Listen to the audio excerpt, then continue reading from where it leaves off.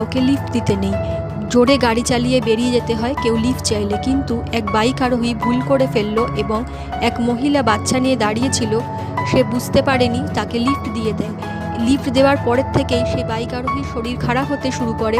পাশ দিয়ে ট্রাক ড্রাইভাররা যাচ্ছিল, তারা কিছু বলছিল কিন্তু সে যেন কোনো কথাই শুনতে পাচ্ছিল না, কিছুই তার কানে ঢুকছিল না। এরকম অনেকক্ষণ যাওয়ার পরে এক ট্রাক ড্রাইভার সেই বাইকের সামনে জোরে তার ট্রাকটাকে ব্রেক কষে দাঁড় করায় এবং হাতে একটা লোহার রড নিয়ে নেবে। বাইক আরোহীর সামনে যেতেই বাইক আরোহী অজ্ঞান হয়ে পড়ে যায়। তখন বাইক আরোহীকে সে তাড়াতাড়ি করে হসপিটালে ভর্তি করে।